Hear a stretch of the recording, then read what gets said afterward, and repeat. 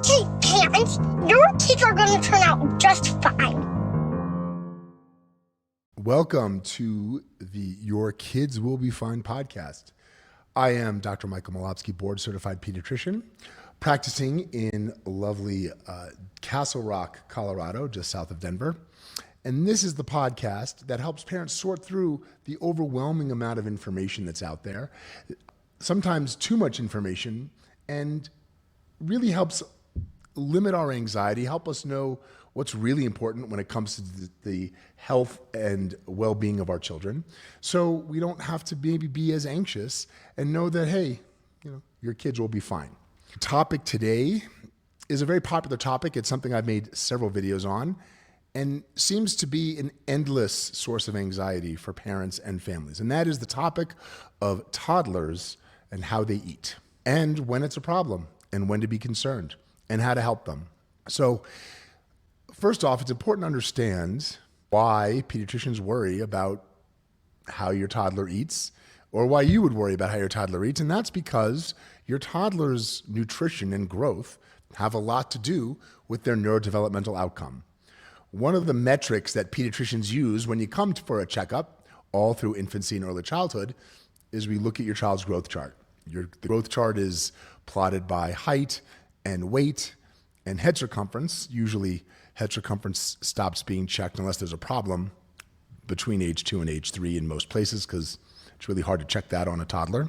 And that is a proxy metric for your child's overall well-being and developmental well-being, their neurocognitive developmental well-being. And the issue that many parents run into, if you've ever lived with a toddler, is that toddlers don't eat like the rest of us. Toddlers have a very specific way of eating that is unique to them, that tends to extend all the way into preschool.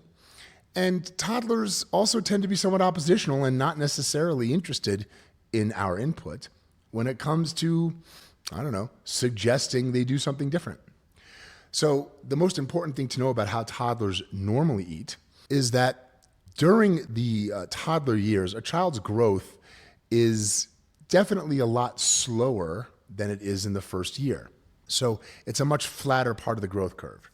What that means for your toddler is that toddlers aren't very appetite driven a lot of the time. They're just not hungry that often. And when you sit down for a meal, and it's always a good idea to have your toddler join you for a meal, that your toddler's appetite and meal times don't always align. So one of the things I always tell families, and as someone, any of you may or may not know, that my wife and I have raised 7 beautiful children, and we've been through this a lot as parents, that you will actually sit down and see your toddler eat a meal with you, maybe once or twice an entire week. And the rest of that week, your toddler is generally surviving on a goldfish, a craisin, good vibrations and sunshine, and occasionally rage. And it's very easy, if you haven't been through this before, to get often concerned and worried about how your toddler is doing, and are they getting enough nutrition, and is there a problem? So the first thing to know is that's a very normal way for your toddler to eat. And as long as your toddler is thriving and developing normally and growing well, you generally don't have to do a lot around helping them. You don't need to give them supplemental vitamins generally. You generally don't need to provide them toddler formula.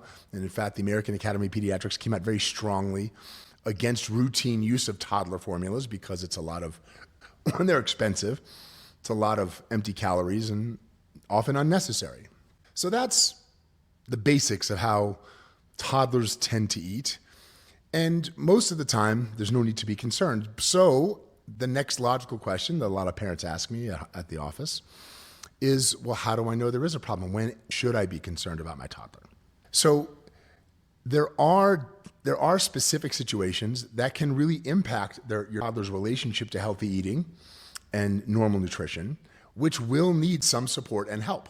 The first most common one that I see are toddlers that were born extremely prematurely, spent a long time in the neonatal intensive care unit. And many, not all, but many of those kids have a real difficult time with sensory integration And with development of oral motor skills, a lot of their developmental milestones are delayed. And eating is a developmental skill. And they struggle with getting enough nutrition when it comes to transitioning on into normal meals and solid foods. So that's the first situation where your child and your toddler or preschooler might need more specific support when it comes to food and eating. And the second are children who have neurodevelopmental disabilities, whether that's autism or other neurocognitive problems that make it harder for them to develop a consistent, reliable, healthy relationship with food and eating. A lot of those children also have sensory issues when it comes to food.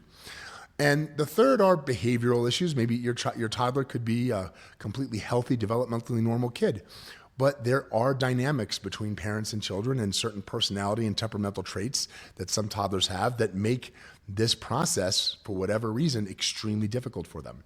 And they are not developing a healthy, broad-based eating pattern and relationship with food. So any one of these situations can impact your toddler's nutrition, which can impact their growth, and ultimately what we want to minimize is its impact on neurocognitive developmental outcomes. So it's important to recognize, and your pediatrician can help you with this, recognize if one of these situations is applying to your toddler, and then what are the interventions, what can we do to support your toddler's growth and nutrition. The first and most important intervention, regardless of the reasons and regardless of what is the cause of your toddler or preschooler's difficulty with eating and food, is getting some kind of early intervention therapy.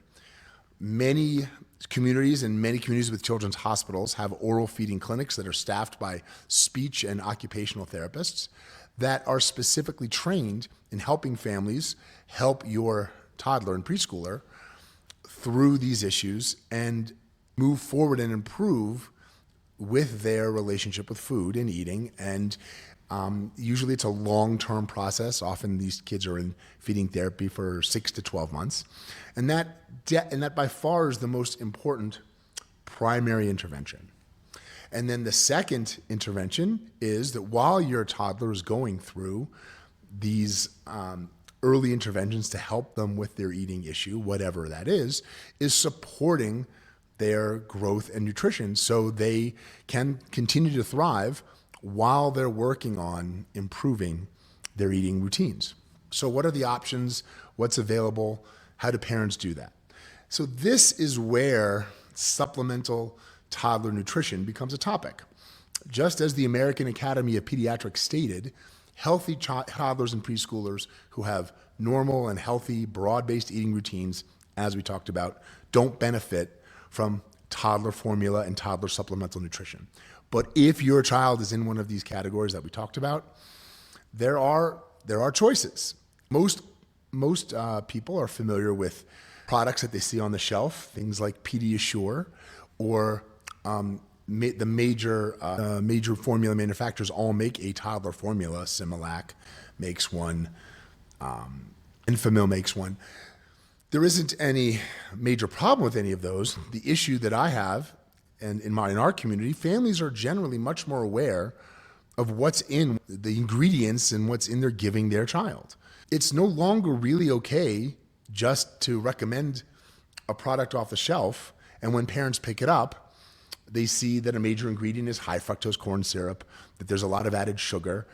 Most parents of toddlers and preschoolers are way more sensitive to that, as well they should be, and way more worried about the quality of the ingredients for their kids. There are lots of healthy ways for parents to make a healthy protein supplement for your kids, for your toddlers. You can buy pea protein, whey protein, egg protein. You can mix it with Greek yogurt. You can add some flavorings they might like, even a little chocolate syrup. They get a high quality protein drink. But what's harder is the micronutrient balance. We do know from studying nutrition and studying growth that kids need a certain nutritional and micronutrient balance to optimize linear growth and healthy attainment of lean body mass. So a good amount of healthy protein from a healthy protein source, micronutrients like vitamin D, vitamin E, iron. And so making sure that you're getting the proper balance in the supplement is also really important. A year or so ago, a couple of families approached me and brought to me in the office a product that I had not seen before called True Height. True Height is marketed towards, was for kids 5 and up, but now they also have a toddler formula.